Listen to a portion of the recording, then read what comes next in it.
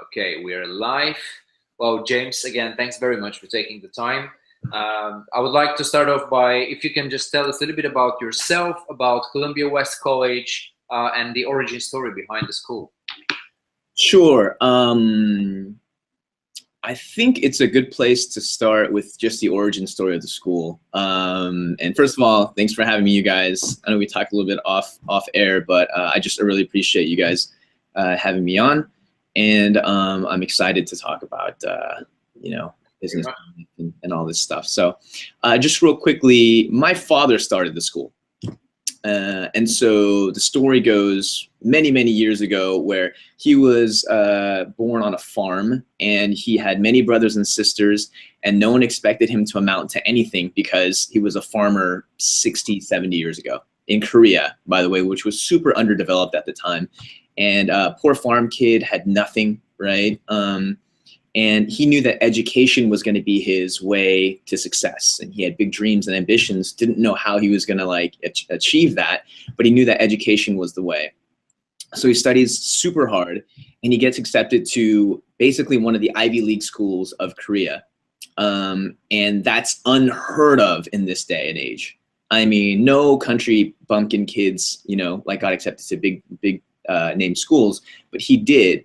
The unfortunate thing is he didn't know if he was going to be able to attend because his family was so poor. One day, my grandfather, his father, sits him down and says, hey, do you really want to go to this school? And my father says, with all my heart, I do.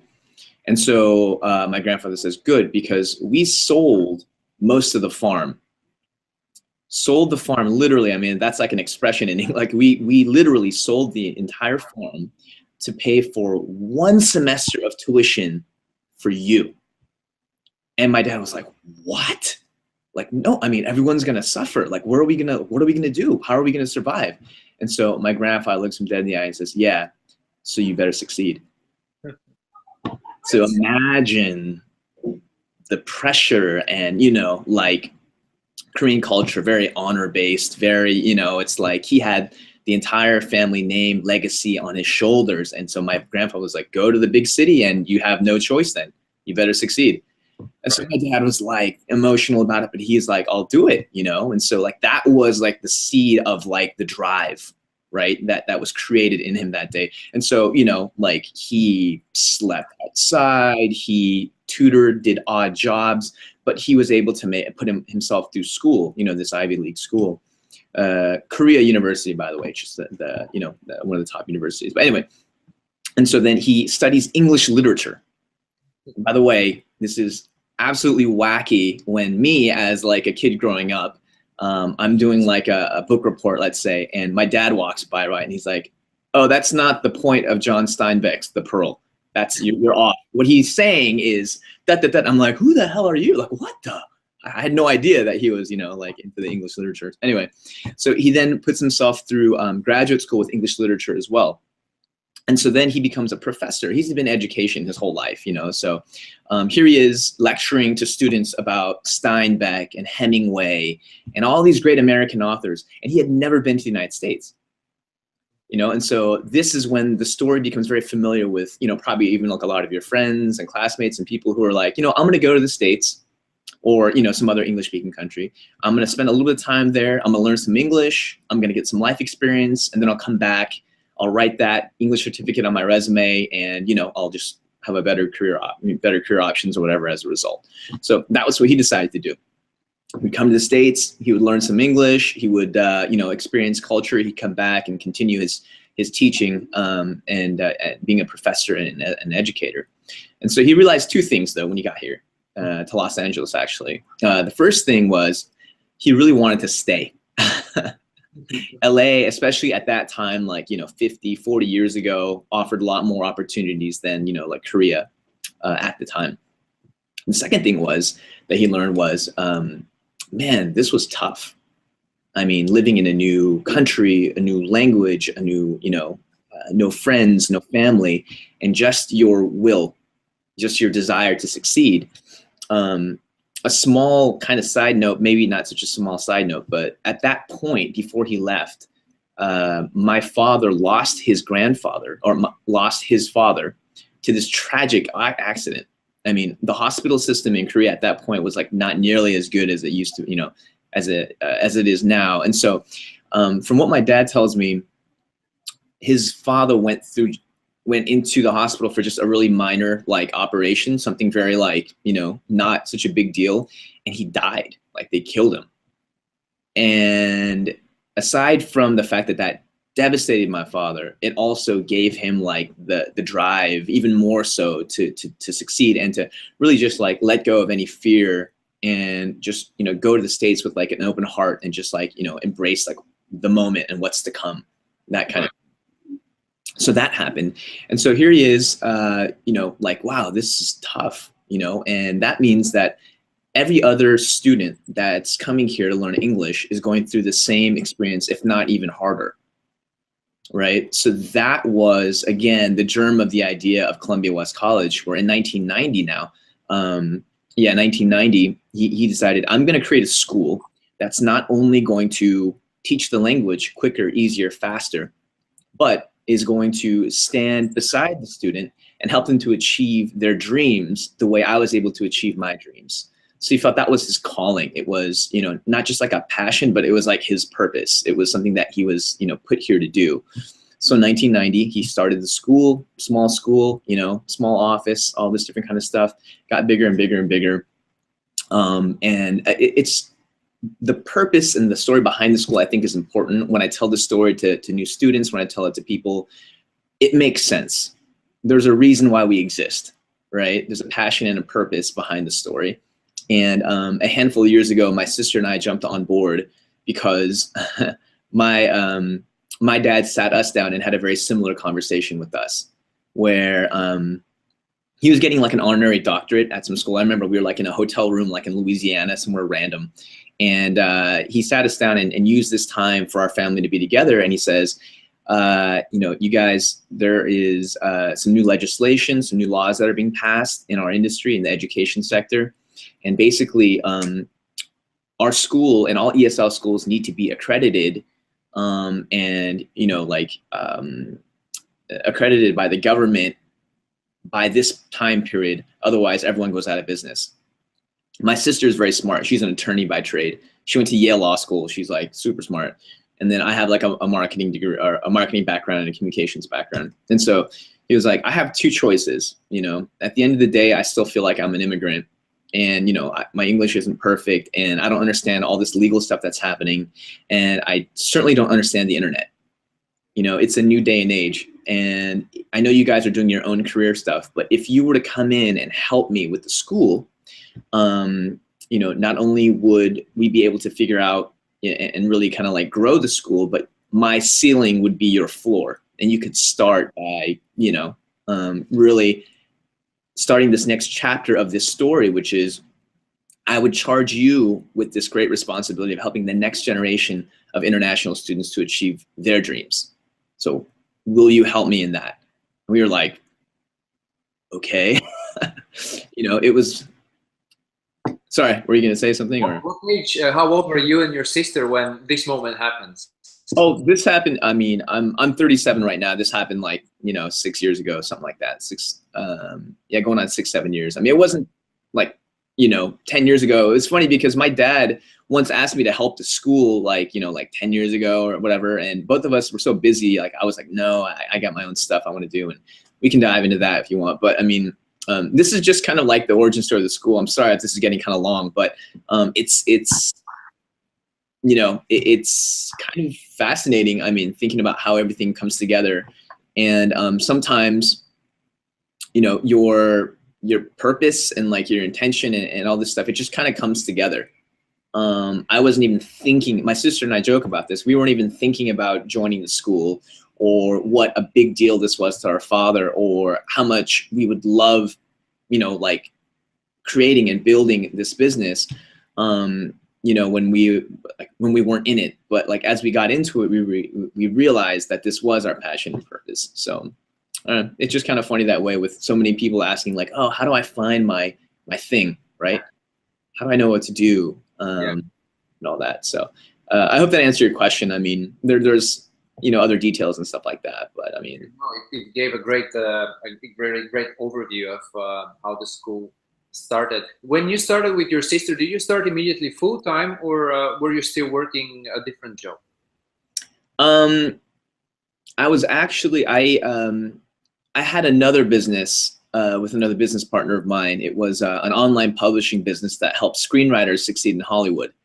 And we shut that down last year because the demands of the school became so heavy. And so I was doing two things at the same time up until a little while ago. And it was just the right choice. It wasn't like the other business was. It was pretty successful as well, and I learned a lot from it. But this definitely has the opportunity to be the bigger business and the bigger brand, and it requires more of my attention. Yeah. Time is the asset, right? Like, we only have so much, and so you have to prioritize and make the most of it. So, yeah. How did the transition? Is your father still involved, and how did that transition come? Basically, him handing over the business to you guys. Yeah, he's still around, more as a figurehead than anything. And again, like, I know that this was brought about because we both share an interest in Gary Vee and everything. But like, his story resonates so strongly with me because, I have a very old school father as well, from the old country. And so, so the transition is still happening because this is his baby, and as much as he's like, you guys help me, and please, like, I want to give this to you. Practically, it's very difficult for him to relinquish all the control just suddenly, right? And so it's been a definite step-by-step process as he's seen our love for the school and our desire to help it and see it grow and that kind of thing. And I'm have definitely not turned it from a $3 million company to a $60 million company, like that. But I'm learning, and we're figuring this out as we go. And I do know that as we become more successful, he gets more relaxed.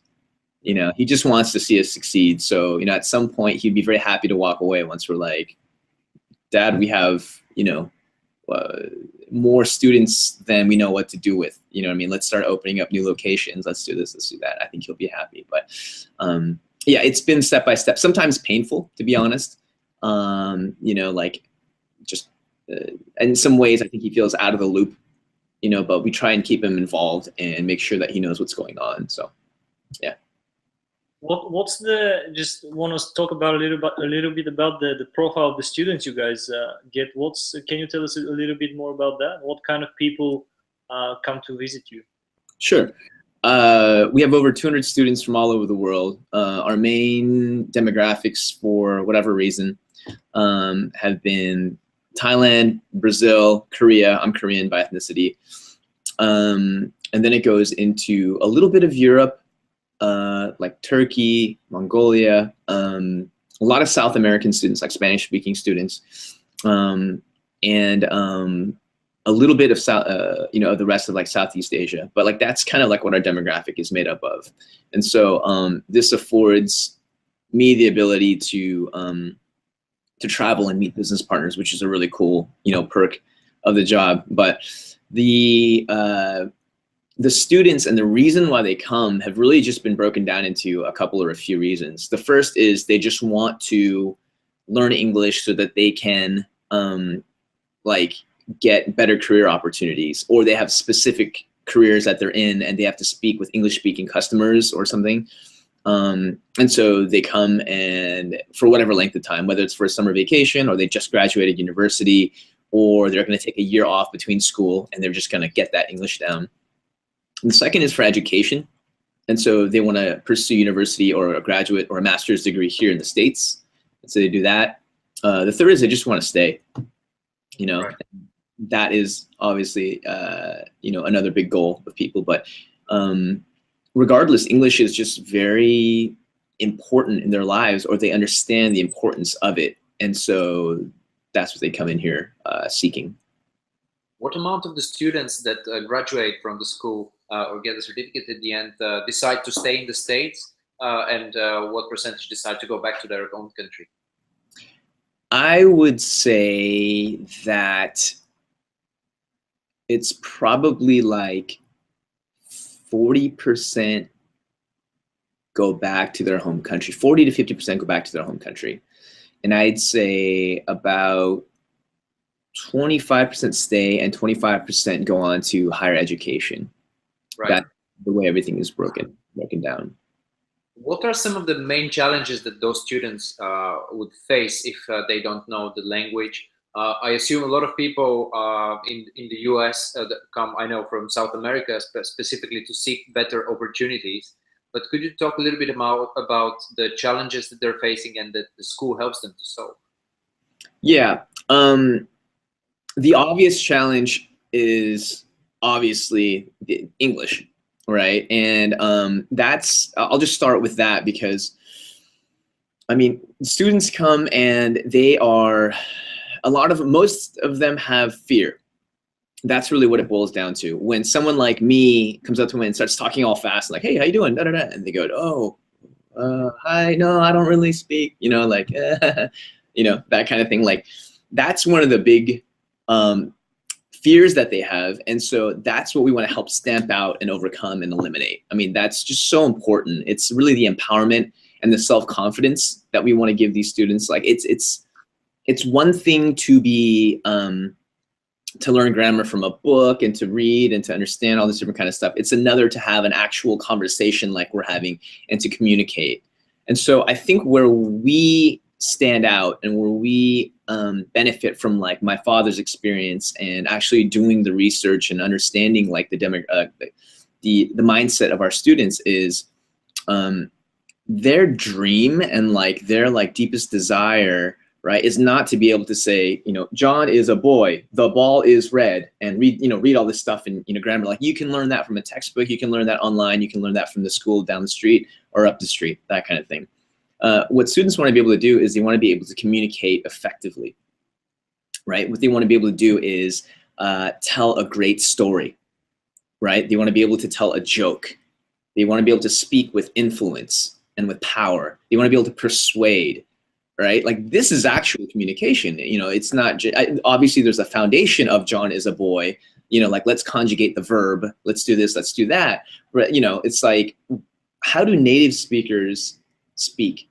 How do I hold the attention of somebody? How do I ask somebody out on a date? Like, how do I talk to a stranger, right? Like, where do I pause? Where do I enunciate? Where do I use hand gestures? Why do Americans use so many hand gestures? Like, stuff like that. It's like, what is this all about? Like, why do I not say fine and you? Like, do people say that? Like, no, people don't say, how are you? I'm fine. You? Like, no. So these are the subtle nuances that we want to give our students. Like, how really do you communicate? Like, how do you get someone, how do you speak for 15, 20 minutes about something? And that practical aspect and going like on a meta level, like above and beyond. And this includes, by the way, non-verbal, like body language, that kind of thing. Like, that's the kind of stuff that we want to teach, where it's like, this is so important in communication. I really believe that our focus on that sets us apart, and the constant practice that we force our students into. It's like getting repetition. It's doing the same, like martial arts kick 600 times. And then trying to perform it during sparring becomes so much better because you've done it so many times. That's what we want to do. We don't want to just say, okay, so everyone's read this book, and now go out there and try and speak English. That doesn't work so well. There's still the fear, right? So that's the first thing that we try and help them overcome. And that's the process by which we do it. And I mean, I could go on, but yeah, how involved are you guys with someone coming over? Are you do you have partners that you're recruiting from overseas? So are they applying through you guys, and like, are you helping in any way with accommodation and stuff like that, or is it just pure school curriculum? No, we do every single step of the process. So if a student wants to, come to our school, then we'll definitely help them, not just with the, visa application process, how to prepare for the interview, which is the most kind of, like scary thing for most students. Even like preparing for like contingency, like what if someone stops you and asks you this question, or, or whatever it might be. But yeah, definitely accommodations, airport pickup. I mean, if they want a homestay, meals, all this different kind of stuff is, systems and processes that we put in place, and, we vet very heavily so that we understand exactly what the student experience is going to be. Could we be doing better? Yeah. Like we're always trying to refine our process and figure that out and make it better and smoother. But, not only that, but we offer a ton of student services. So like when the student gets here, we make sure that they have like, a Metro card, and we take them personally to like the Metro station and their bus pass. If they want to get a phone, we take them to the phone place. We have like, connections there. We have a bank representative come in during orientation and say, hey, like it's not hard to get a bank account. You don't need a social security number. Like I can take care of you from here. So we really try and make the student feel there's enough nervousness and worry coming many, many thousands of miles away from friends and family and being in a new country. We want to take as much of that anxiety out of the process as possible and really have them feel like they're, this is home base for them. This is home for them. So. This is really great what you're doing. I remember my very first student experience as well, because I also went abroad to study. And yeah, you have so many things on your mind. The last thing you want is to figure out on your own how to open a bank account, how to register as a legal citizen in the country. Stuff. It's really amazing that you guys are doing that. Are you using the time before the students arrive to actively communicate with them? And if so, what is the platforms or the technology that you're using to get in touch with them? Absolutely. At this point, we are just using email, and I think the student prefers that because unless there is a native speaker, someone who speaks their language, they feel really shy. They don't want to like, communicate with us, through a Skype call or something like this. Right. And so they'd much rather just kind of like, speak to us through email. Again, could we do more there? I think so. This is all like, a learning process, but we do communicate with them and make sure that they know when their orientation date is, to make sure that they have a ride from the airport. Otherwise, we'll set that up for them. If they have a place to stay. If not, we give them an emergency phone number, which is just my cell number. I mean, I've had, a few situations where stuff has blown up where people have not been able to, pick them up. And so they're like, I'm at LAX and I don't know what to do. And I'm like, okay, I'll go and get you, But that's the life of, like the business owner. Everything is on your shoulders, right? As you guys well know. So many young students as well. Oh yeah, I mean, having over 200 students and like and over 26 employees. I mean, oh man, it's management is something I've not ever done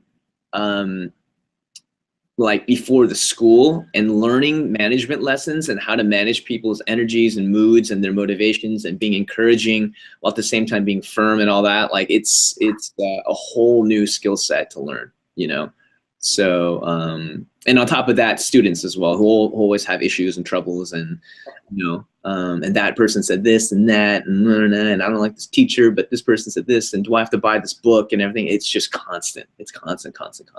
So. Are you guys do they come in like batches in classes, or is it like a stream of people just coming in, someone leaving? How is that at your school? Yeah, so we have monthly intake dates. So once a month we have like, a big batch of an incoming class, of anywhere between, like 20, 30 students, something like that. And so we do the whole orientation thing with them, which I'm sure you guys have experienced at some point. And just, welcome to Columbia West College. I tell them the story I told you guys, and, I told them why they chose the right school and all the things they can expect and what we expect from them. Stuff about their I-20 and their F1 visa and stuff to keep to be mindful of. We have a little bit of leeway if people come, a little bit after the module start date, but most of the time it's all just once a month.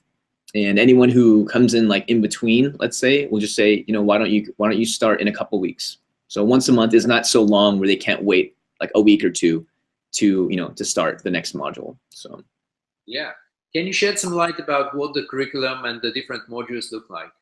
Yeah, so it's very simple. Where like the three main topics in our most popular program, which is called Standard ESL, it's just grammar, reading and writing, listening and speaking. Those are just the main components, right? Now, I think I've shed a little bit of light about why our curriculum is so different, because it's so practical, it's so real life based, where the students will go into certain situations and read about certain situations, and then they'll actually actively go out and have to go through them. So, for example, like in the early days when we'd interview our students, I distinctly remember this one Korean student told me, I didn't know how to order a cup of coffee for 4 months. Like, I would walk up and I'd say, coffee, one Americano, like that, and I'd be like, no one's taught you that? Like, no, I've been to other schools, I've been here, I've been, and I just didn't know how to say. And I said, all you have to say is, can I get a cup of coffee? Said, can I get it? And I was like, oh my God, like, this is like the most practical stuff. Like, how many times are you gonna order a cup of coffee? Like 1 billion times. So yeah, you say, can I get, anyway, so I went on and I taught him this, and we started basing this curriculum, at that point more on these real life applications. And since then it's been, literally, what are we actually going to use in real life? This is real practical English. That's like kind of the foundation of what we teach. That being said, there has to be some foundation in book learning. Has to be, right? There's a little bit of memorization you have to learn. There's some things you have to do. And so that is our bread and butter standard program, the standard ESL with those 3 topics. We also have a more of a conversation-based program. It's called our conversation program, but I mean, those are more skills, communication skills-based, pronunciation, which is also a very, popular topic, the accent reduction and all that different kind of thing. And really just how to communicate more effectively with people. We have a business English program. We have a university preparation program. We have a TOEFL program for people who want to move into higher education. We have an English through American culture program. I mean, there's a lot of different stuff that we have. We're starting to open up an aviation program for for pilots. Also a corporate English program, which we're releasing to local businesses. And there's a lot of people in Los Angeles who are here, but they still don't know how to speak English to a level that is comfortable for them to communicate with their customers and such. And so in the summer we experience a lot of short-term programs, and students who don't get their student visa, they're just here like on a tourist visa. So we have part-time 2, 3, 4 week programs for them. Next summer we're going to release our first youth program for students under 18. Right now we only work with adult students. And so yeah, we have a lot of we have a variety of programs for different students in different situations and different points in their lives. That's really what it is. So, is the education completely based in the classroom, or do you guys take, for example, trips? Yeah. Just being more practical again? So we are definitely, our model is the, it's called CLT. It's very communications and hands-on based. And the basic formula is we present, we practice, and then we produce. Right. And so, we present the topic. It's like, very kind of, regular classroom based stuff, because you have to, present the information. Right.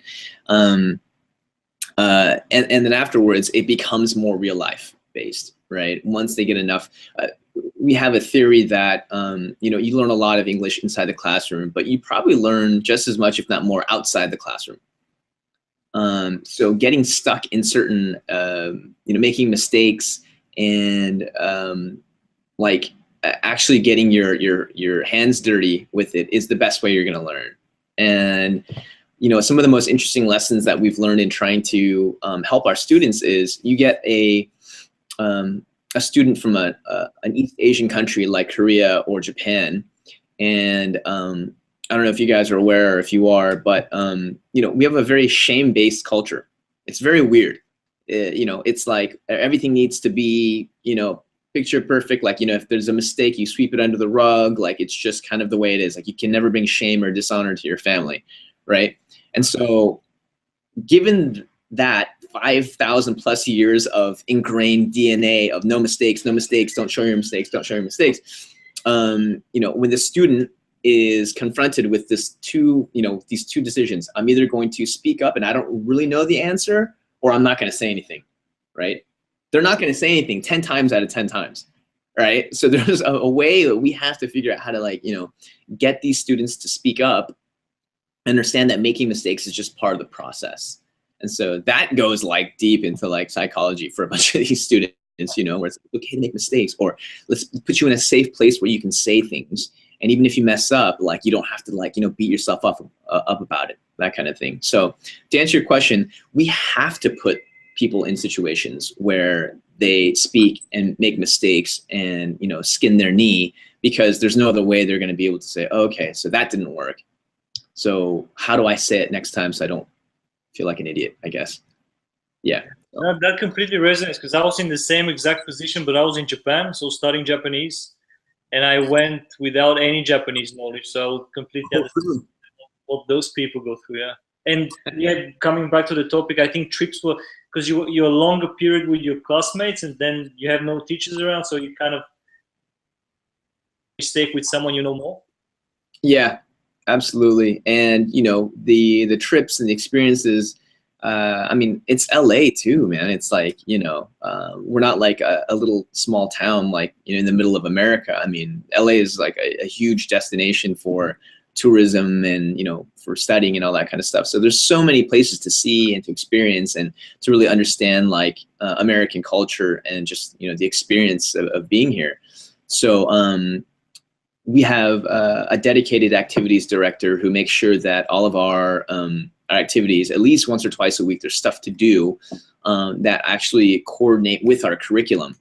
And so if it's, you know, Black History Month in February, then we're going to go to the museum, or, you know, if it's this, like, you know, something very specific to our to American culture and to the stuff that they're studying, so that they're getting an actual interactive experience. Are you guys, how are you dealing with making the students interact between each other? Because I remember that from my student years, it was you have these different personalities and different cultures, and especially if people from the same country come to the same class or to the same course, they stick together.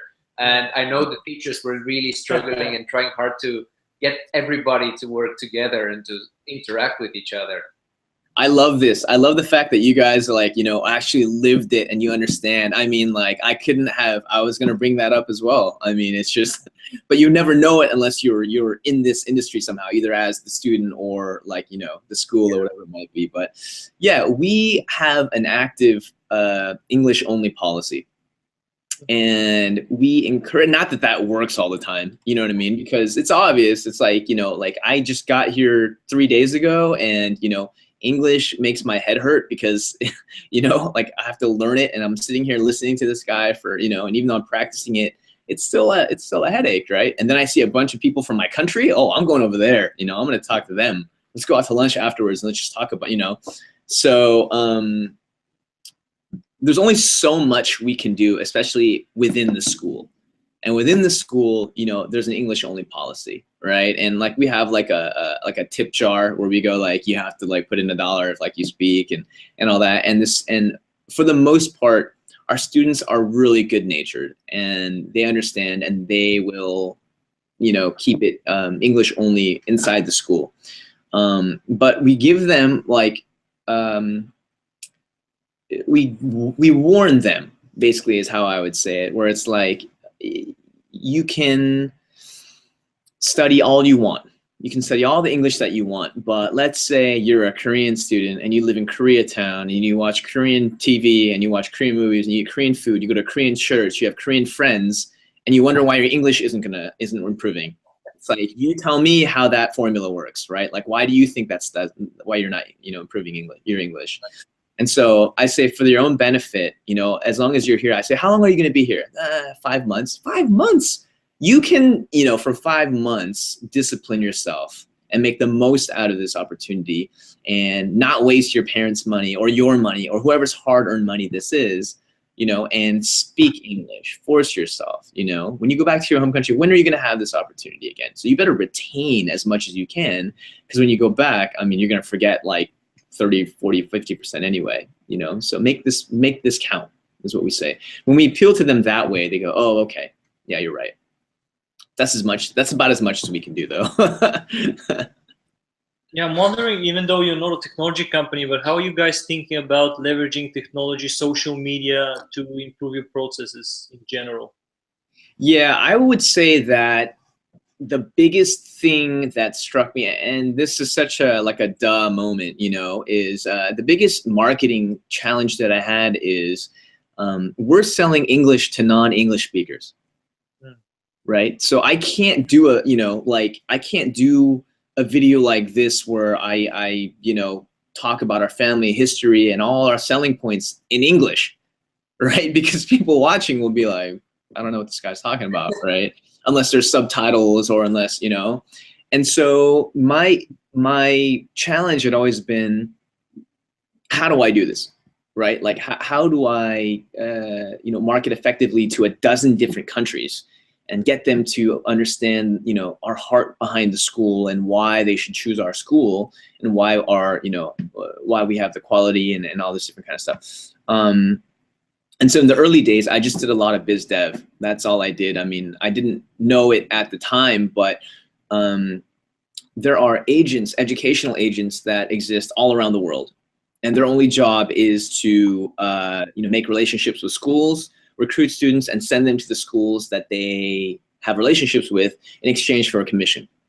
So they're just like, dedicated salespeople on the ground in that country.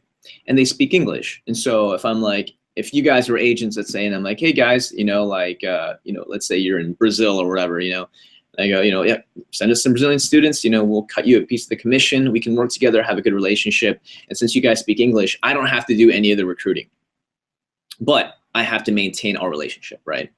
So what I did in the early days to, create our school to where it is right now is to just maintain hundreds of those relationships. Yeah. And at some point, I realized I was only doing, it was good and bad because I was just doing what I was good at, because I enjoy meeting people, I enjoy talking to people. But at the same time, I was handicapping myself because that was basically the only lead generation strategy that I had, right? And so if that dried up for whatever reason, it's tough dealing with people. I'm like, they want 5% more commission with this and this guy, and you multiply that by hundreds, and you just, that my whole life is consumed emails and, the time difference and stuff like that. I would get busier going home because people would blow up my phone and be like, hey, this thing in Thailand here in Russia, and then, and I'm just like, crap, So anyway, I realized that I wanted to have more control of the process of the lead flow and go directly to the student.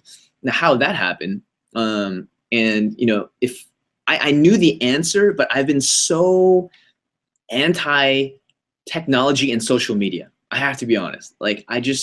I'm 37. I'm not 67, but at the same time, I just had this aversion to social media. I don't know why. I didn't get it. If I ever meet Gary Vee, I want to tell him, when I saw him speak for the first time at a Yannick Silver's Underground seminar in 2009, I thought he was full of crap. I hated him. I thought he was stupid.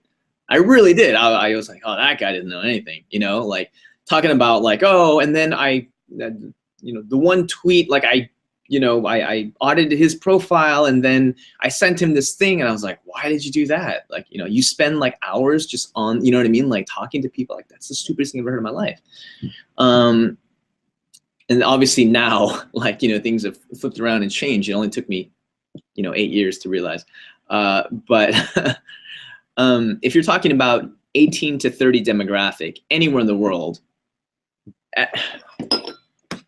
everyone's on some form of this, right? And whether you're in Japan or in Thailand and you're using Line, or you're in Korea and you're using Kakao Talk, or you're using WhatsApp because you're in Brazil or any other parts of the world, or you're on Facebook if you're in Thailand, or if you're on VK because you're in Russia, or you're in, you know, Weibo because you're in China, that's the only thing that people are looking at, you know, social media. So I just, it took a lot of different, like, smacks to my head to realize this is the only way to go.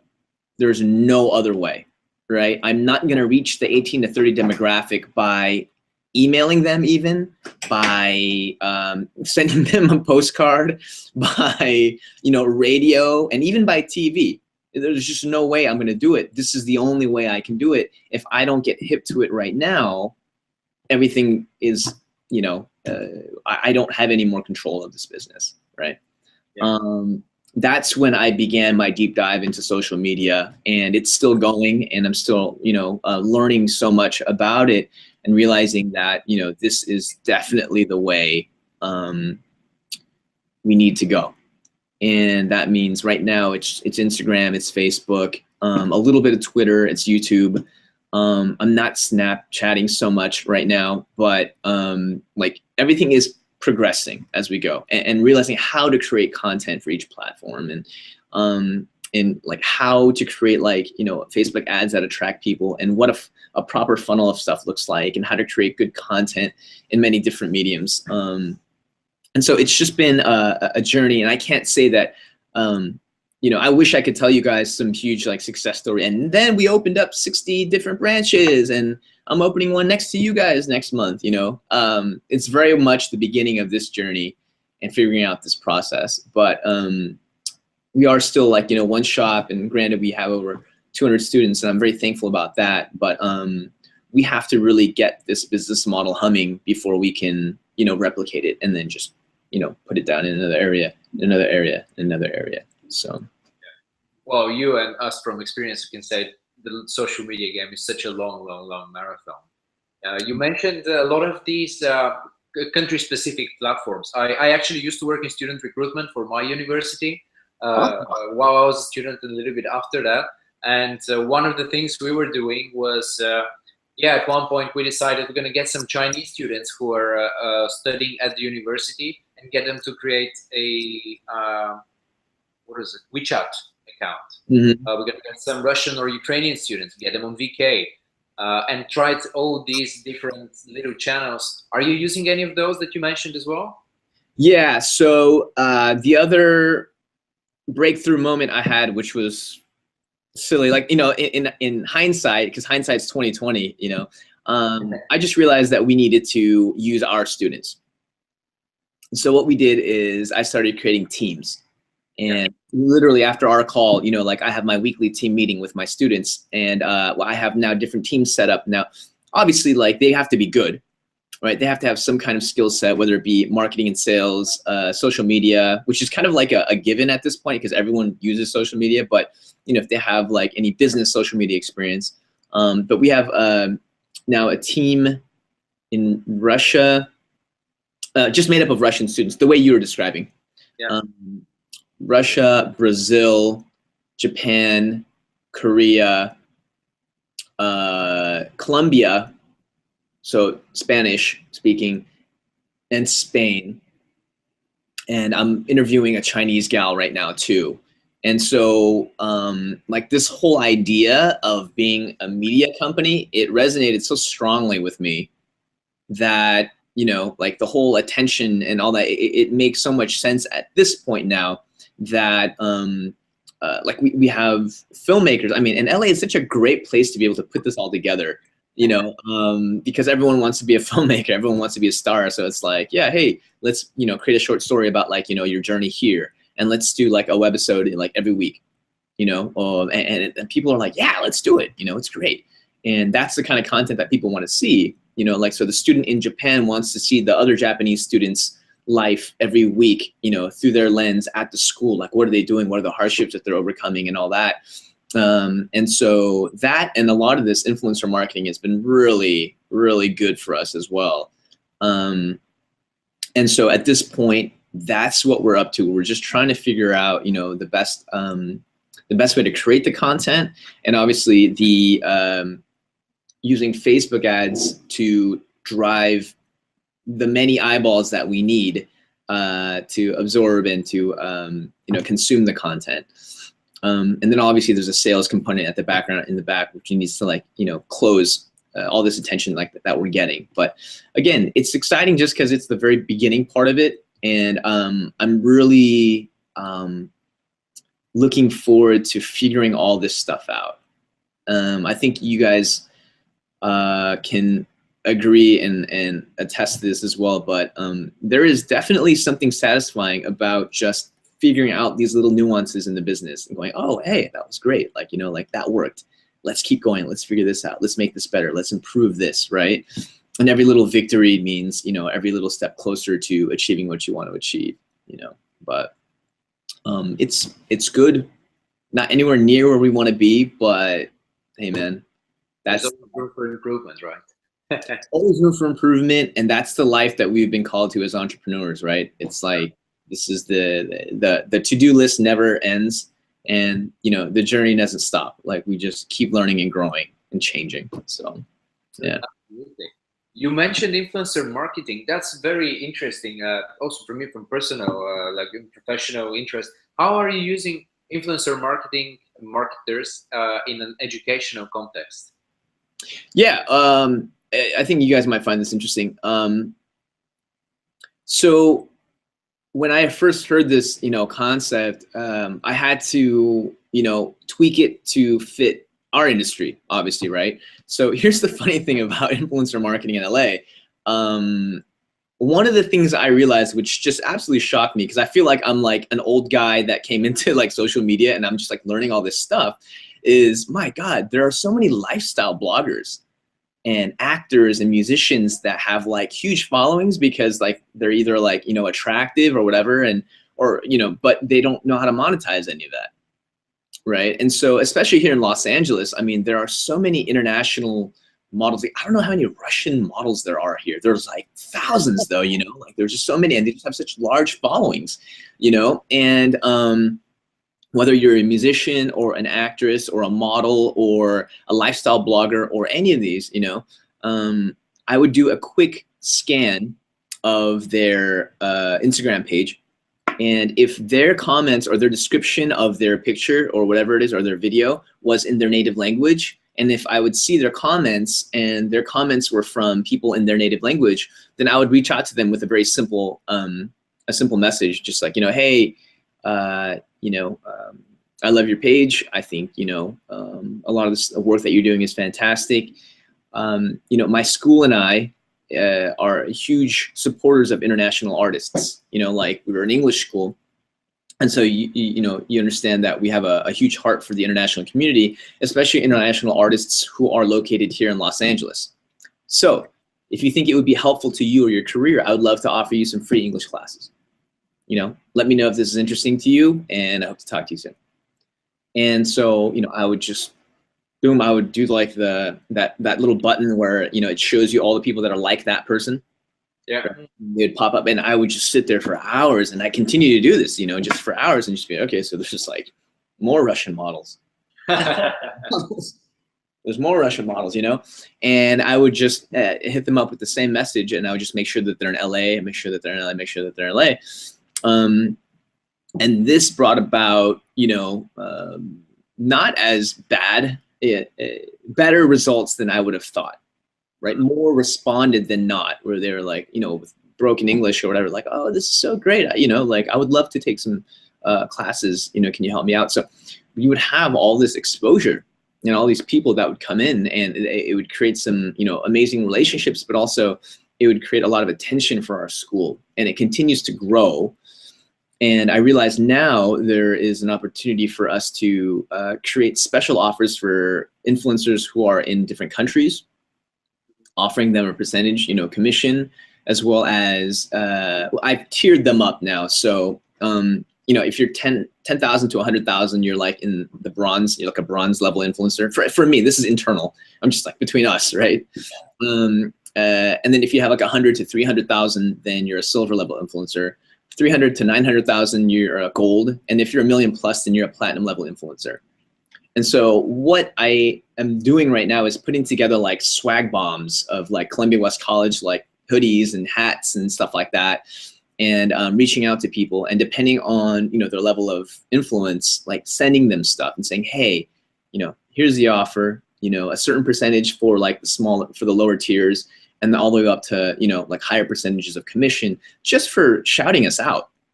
It's like monetize your list, like we'll give you this plus this plus this. And all you got to do is talk about Columbia West College for a little bit. And if you're in LA, come by for the experience. Take the classes, I'll put you up. We'll go to dinner. We'll hang out in LA. So again, for the higher level influencers, it's like, we'll pay for your plane ticket, come out wherever you are. Hopefully they're like they're somewhere in closer, so it's not as expensive for us. But for the right influencer, I don't know, man. Like, we might do the whole package for them. Like, come out, we'll treat you like, the accommodations plus the education, so you can experience the school, plus whatever else like you want to do here in Los Angeles. But going down that tier list, we want to offer as much value as possible to them as well. And surprisingly, or maybe not so surprisingly, like offering English as the core of this has been very effective so far. So nice. Yeah, it's a great strategy. Yeah, you guys, I'm sure you guys are doing stuff like that, right? For DULO, and like a little bit of a smaller level still. But we also don't have our shop yet. It's going to go live in 1 month, so we don't have that much to offer as well yet. And we're going with much smaller scale influencers, if you can call that. But to me, a person with 300 people following is just as valuable as one with 3,000 or 300,000, because you might be you don't know who you're talking to basically before you make the initial connection, the relationship. Absolutely, man. Absolutely. But I mean, like, you guys being in the clothing game, yeah, like, and I'm sure that's how a lot of people got started, right? Like, hey, here's the next hat, here's the next hoodie, you know what I mean? Like, just wear it and like shout us. So anyway, that's that. Very interesting. How responsive people are also with the podcast as well. We don't offer anything but some exposure to our audience, but in general, it's just a conversation between us, and I think it's very valuable to us for sure. We hope that at least the other person or our guests always enjoy themselves as well. Yeah, I'm just, I don't know, I like, maybe that's why I could just tell like you guys' like energy, and how it was like, if no one ever sees this, it's fine. We had a good conversation, you know what I mean? Yeah. It's totally cool. Yeah. So I'm glad we had a chance. Higher expectations as well, because like the sheer volume of people you can reach, you just reach out to people, talk to them without expectation, then you go on to the next one. Hopefully keep that relationship going with the previous people you've talked to. But, so James, what's the vision for the near future? The vision for the near future. Well, it's definitely to, I'm biased because it's my school, obviously, but I feel like our curriculum and our mission, our desire to eliminate the fear of speaking English for, those folks that are coming to the States to learn English, is such a big component of it that other schools aren't really addressing. Let's really stamp out that anxiety that people have, which is a big reason why, and empower them to speak, and not just speak, but to be effective communicators, right? To really understand how to make an impact on the people that they communicate with. And that starts with the speaking. It's the written word and all that different kind of stuff as well. But it's like,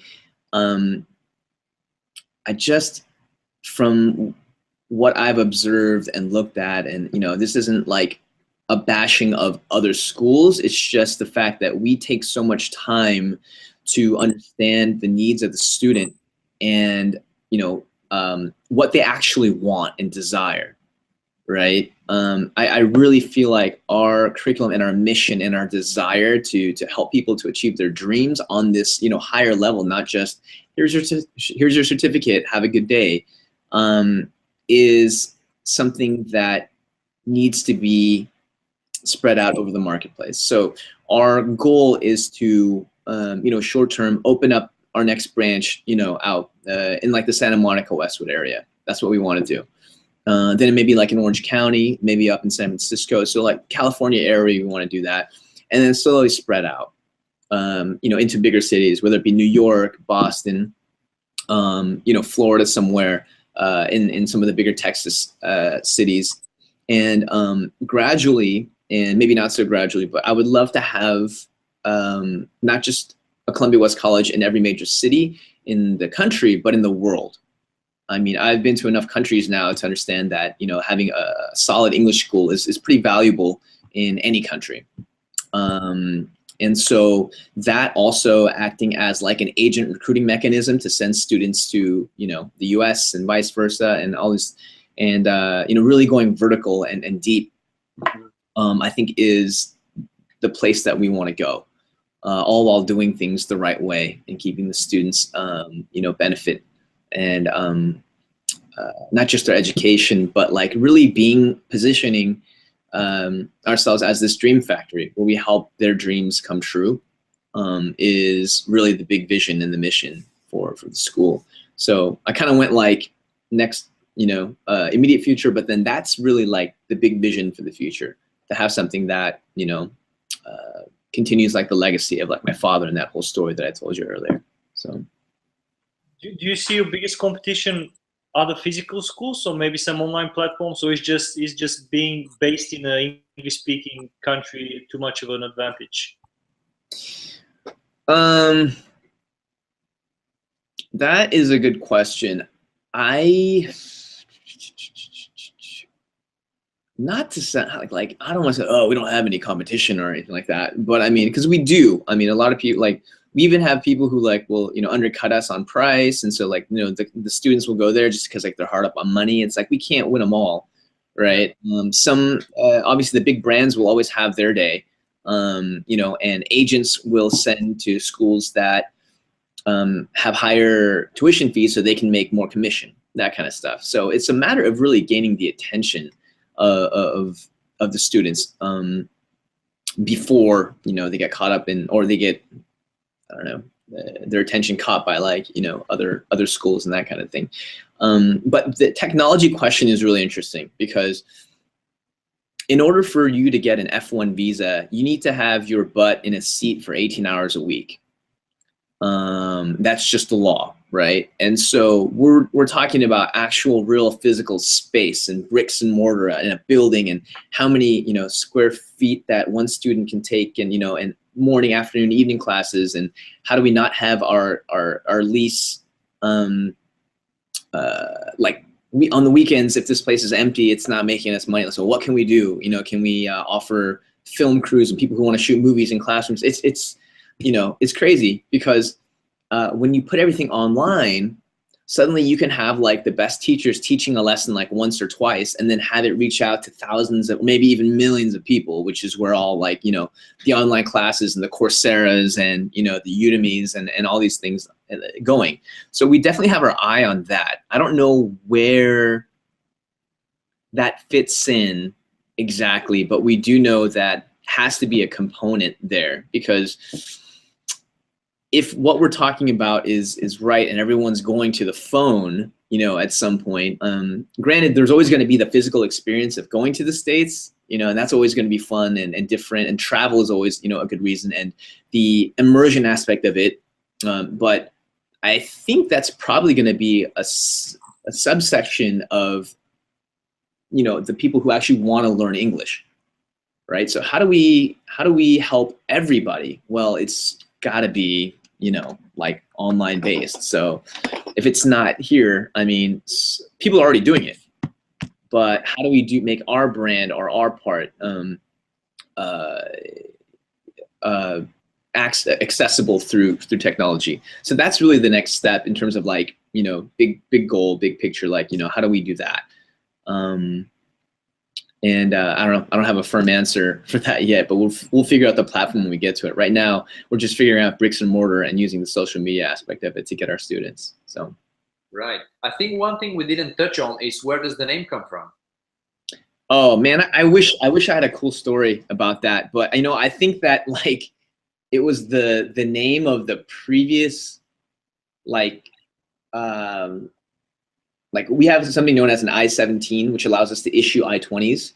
I think the name attached to that we bought was Columbia West College. I don't think we had anything to do with the name, unfortunately. Okay. Yeah, I wish it was like, oh, like this means that and that means that, and so that came together. It's like, no, dude, it's just, you know, that was the name that I think was given to us, but it just happened like that. But that's absolutely fine. And where can people find out more about the school?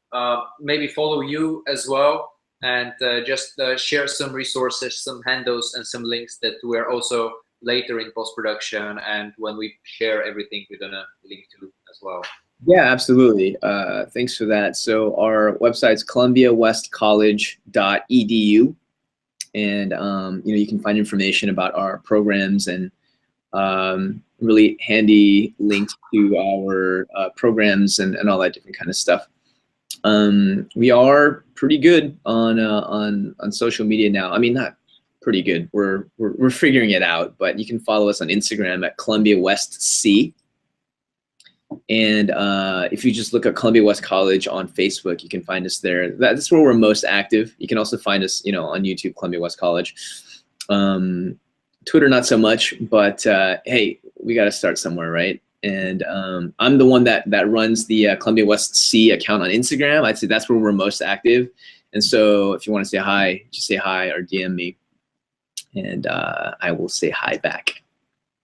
Just a quick question, because I was looking on the website before. Are you linking your social media on the website? Because I couldn't find it. Maybe it's a good thing to also put it on there. Really? Oh, you know what? We are, I have an email out to our web designer right now. That's literally, yeah, that's going to happen. But I appreciate it, man. Like, I need all the help we can get. Just because we're programmers during the day, so it was kind of a thing that caught my eye when I was looking for the social links in the footer somewhere, but I couldn't see them. So, yeah. No, thanks for the reminder. You guys are programmers, huh? Yeah. During the day. I mean, I at some point I'd love to flip this around and ask you guys everything that's going on with you. I know, like, you know, time-wise it's a little bit tough, but I mean, programmers into the clothing industry. Yeah. And before being programmers, we had, again, different, like 3 years ago, we were working completely different companies back in Bulgaria. So yeah, I was a marketer. He was an event. I was in event management. Yeah. Wow. But then you have that core base of programming. So pretty much, yeah. We got this from actually taught we're self-taught. Self-taught. Yeah. Oh, that's fantastic. Online courses, some free resources first. And then there's a company called Treehouse. It's from Portland, from Oregon. Uh-huh. And it's teamtreehouse.com. They have great modules, great courses for someone who can just pick up without any knowledge of programming. And they have really good curriculums and really good courses, actually. So they guide you through this whole journey. And my experience was that after 2 months of doing that, I found my very first client, which was, of course, a friend of mine, a small coffee shop, and I did a website for them for a very small fee and without much pressure. And eventually, though, it's with programming, it's just the more you do it, the more you learn. I'm not the best programmer, but every day, everything, you learn something new. You have a new bug that you have to fix, and you accumulate knowledge, and that's it. And so you guys didn't ever have to go outside of yourselves to do any of the programming work for your site or anything like that? Just you guys? Yeah, it's just us. Yeah. Oh, that's great, man. Because like that's obviously something that everyone else has to like think about. Like, oh, I can, you know, I have the idea, but how do we make it happen? We got to get, you know, guys with your skill set. So.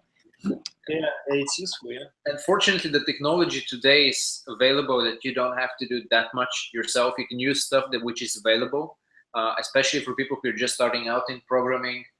for 30, 20 euros or dollars per month. You can buy themes that you customize. You can buy software to build an online shop. You can, I think you can probably build an app for a very moderate amount by just dragging and dropping elements. How the technology evolves, and it's really, really accessible and very, very, very low cost, low barrier to entry. Just one last question for you guys, and this is, you know, obviously like very sincere, but like, you know, like, is there anything I can particularly do to try and help you guys out? Like, is there anything that you guys are doing, or, you know, you know my background. I don't know if there's anything like direct that we can, like, you know, do, let's say, but I mean, you know. I would love to pick up this conversation actually with you regarding the education and the marketing and education part. I've been involved. My dad is a teacher, and I really enjoy talking and speaking actually. So that's the most, from everything I've worked. I've done a few guest lectures and a few smaller sessions like that in university, and that's always been really fun. As I mentioned, I've been doing marketing with university, so I would love to have a conversation with you also to bounce off some ideas of how we can but maybe help you, or at the same time, your experience, for example, with influencers was quite eye-opening and very, very, very to have very practical. Yeah, very practical, exactly. Yeah. As that progresses, and like I'm definitely getting more and more effective with it as I, you know, make mistakes and figure stuff out. But like, I'll give you guys an update and you know, and let you know how it's going. Anything I can do to help, really. And yeah, anything we can do to help to, you know, with your launch, or I don't know, we can shout some stuff out. You can, you know what I mean? Send me like your logo. We can, I don't know, try and co-brand. Yeah. When we're ready and we have something to share as well to the world. Yeah. For now, for the one more month, we are like very patiently waiting. Now we're so close, and yeah, it's just 1.5 months left before we actually hit the ground, and hopefully running. Hopefully running. That's right. You don't want to just hit the ground, right? Yeah. So. You know, the first barrier is so low. Like our expectations, we intentionally push them so low. So let's hit the ground. Yeah, but it's thinking about the long term, like I said before. I think it's just having patience, thinking about the long term, just building it. Yeah. Yeah, man, that's important. That's very important. I was actually at the Melrose event when Gary was here last week. Okay. At the Shoe Palace on Melrose Avenue, and nice. It was I waited for like 4 hours, and I got like, you know, one little bit. I actually put it up on our Instagram, so it's just a quick video that I did with him, where I was like, you know, hey Gary, like I own this English school in Los Angeles, and like, you know, do you have any words of wisdom for like international students and for like dreamers and, you know, that kind of thing? He was like, oh yeah, and he just gave that whole bit about patience that he talks about, you know what I mean, about being patient. And so that just reminds me of what you guys were saying right now. But have you found it yourself easy to deal with patience? Because I've been reading about that. I've been always talking that it's easy, that I'm a very patient person. I'm like very cool-headed. But actually, since starting DULO and the things that we're doing, almost every day you have to wrestle this. Once you're practicing, it's much harder to actually stay patient, because you're always thinking, yeah, this is coming, and then this is coming. We have to do this, and we have to do that. Oh yeah. Struggle. You couldn't have said it any clearer, man. Like it's really hard to have patience and want the results. You know, it's like, and I guess that's just, it's so good to have that awareness though, where it's like, you know, this is it. This is the juice. I mean, like, you know, this is gonna be like our life as entrepreneurs, basically forever, like in some form, right? Like now we might be wearing nicer clothes and we might be lying on a beach somewhere at some point and being like, but we'll still be like, you know, like, hey dude, so I did this and I opened up that thing, and it's just all the same thing, right? It's just the grind of it. It's the process, right? That is cool. So I think like the more aware we are of that, and, you know, and in some weird twisted way, like we're kind of built for this. Like that's why we are where we are. Right? It's like, it's why we're having this conversation as entrepreneurs. It's, you know, it's like we enjoy the process of building things, and yeah, one day we might, you know, cash out and make millions and millions of dollars, but it's like, I'm sure 2 days later, let's say, we're going to be looking for the next thing to do, right? So it's like, this is it. This is it. And the sooner we recognize that this is it, you know, plus or minus a few zeros in our bank account, right? It, you know, what makes us happy. So, yeah, man. Anyway, I think I got to run here. Thanks so much. Thanks a lot. Appreciate it a lot. No, thank you guys, man. This has been great. Let's definitely keep in touch, and you know, keep each other up to date with what's going on. And I'm just so glad that there's some hustler guys like you out in your neck of the woods. And yeah, let us know if we can help anything with programming or just skimming through the website. Maybe just giving some tips, whatever we can help with. Just being. I would love that. That would be great. You guys definitely have a you know, perspective that I don't have. And I don't know if you guys are ever gonna make it out to LA. If you guys have been here, or if you guys ever, you know. I've been to the States myself. Yeah, okay. I've been to San Francisco a few times, but I think LA is definitely a place we should keep in mind. Just let me know. All right, guys. It was a pleasure. Have a great day.